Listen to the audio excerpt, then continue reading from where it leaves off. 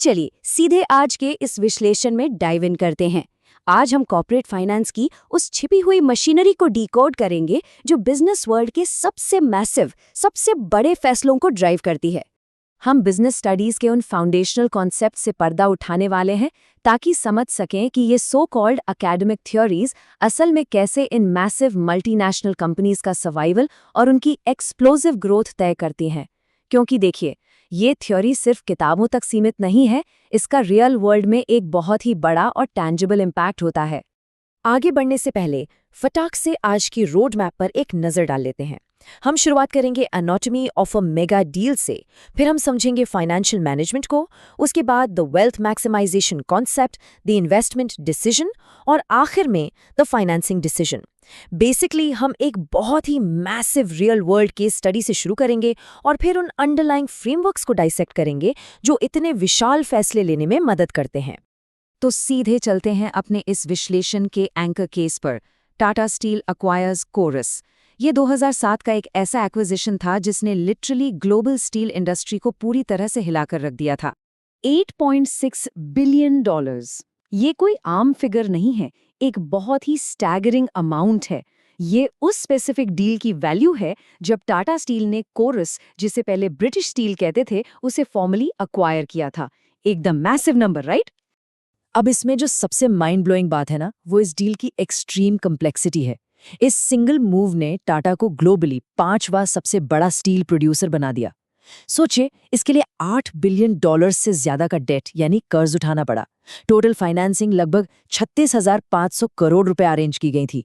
Singapore के through एक special purpose vehicle यानी एसपीवी का रूट लिया गया और टाटा सन्स ने $1 बिलियन का प्रेफरेंस शेयर इन्वेस्टमेंट भी किया।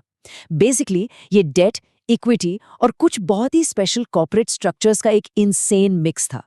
लेकिन यहाँ एक बहुत ही ऑब्वियस सवाल उठता है, कंपनीज आखिर इतने बड़े, इतने मॉन्यूमेंटल फैसले लेती कैसे हैं? एक बार पेपर पर साइन हो गया तो इस स्केल के डिसीजंस को वापस लेना प्रैक्टिकली इम्पॉसिबल है। तो टॉप एग्जीक्यूटिव्स इन एस्ट्रोनॉमिकल रिस्क्स को इवैल्यूएट कैसे करते हैं? इस exact Tata steel mega deal को समझने के लिए हमें थोड़ा पीछे हटकर फाइनेंशियल मैनेजमेंट को डिफाइन करना होगा, जो कि किसी भी बिजनेस के सर्वाइवल का अल्टीमेट इंजन है। हमें उस स्ट्रिक्ट डिसिप्लिन को देखना होगा जो इन सब के पीछे डे इन और डे आउट काम करता है। तो सबसे क्रूशियल पॉइंट ये है कि दुनिया में फाइनेंस कभी फ्री नहीं मिलता, इसकी हमेशा एक कॉस्ट होती है। फाइनेंशियल मैनेजमेंट का कोर प्रिंसिपल ही ये है कि फाइनेंस का ऑप्टिमल प्रोक्योरमेंट हो और उसका बिल्कुल सही इस्तेमाल हो। इसका मेन ऑब्जेक्टिव है फंड्स की कॉस्ट को कम से कम रखना, रिस्क को कंप्लीटली कंट्रोल में रखना और फंड्स का हाईली इफेक्टिव डिप्लॉयमेंट करना।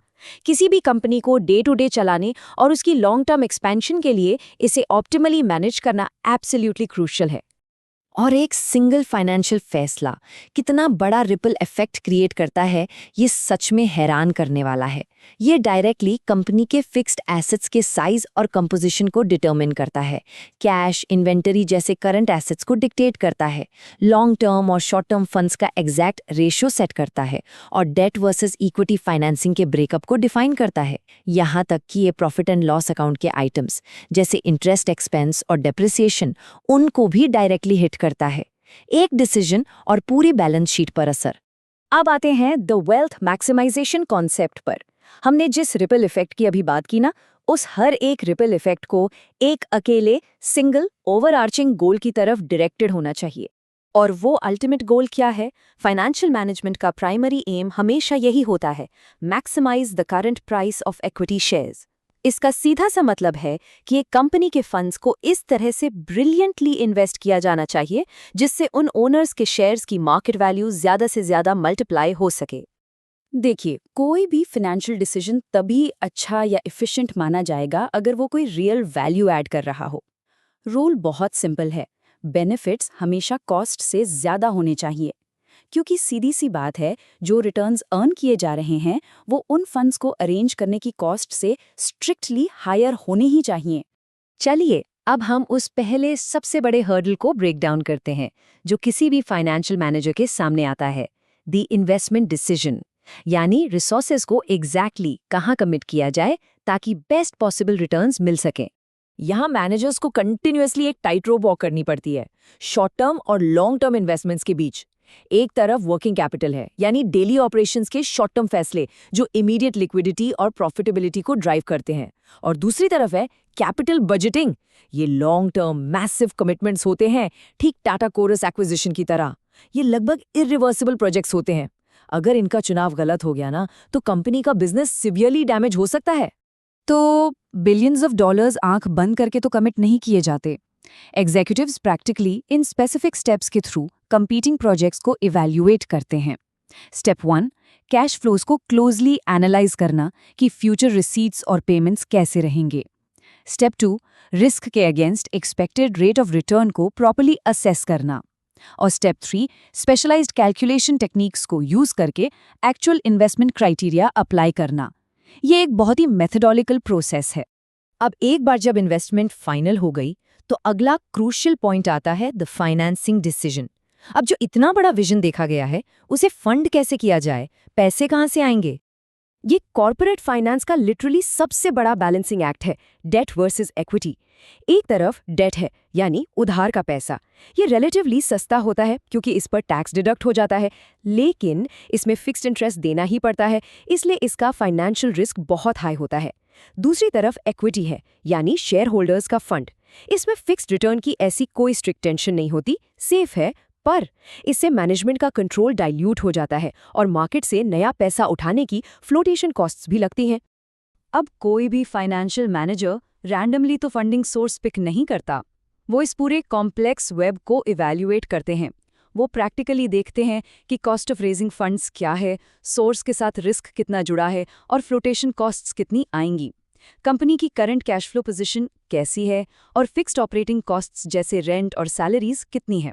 साथ ही टेक ओवर्स का डर और कैपिटल मार्केट की एग्जैक्टली आज की स्टेट क्या है, इन सब इंटरनल और एक्सटर्नल फैक्टर्स को वेस्ट देकर ही एक परफेक्ट फाइनेंसिंग मिक्स तैयार किया जाता है। एक क्विक एग्जाम्पल से समझते हैं।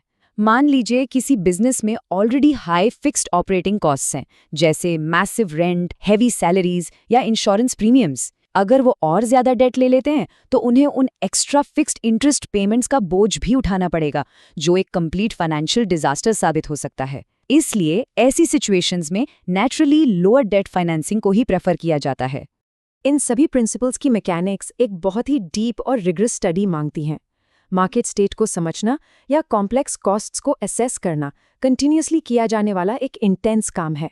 खैर, इन कॉन्सेप्ट्स को थोड़ा और डेप्थ में एक्सप्लोर करने के लिए यहाँ दिख रहे रिसोर्स को इजीली स्कैन करके और डिटेल में सीखा जा सकता है।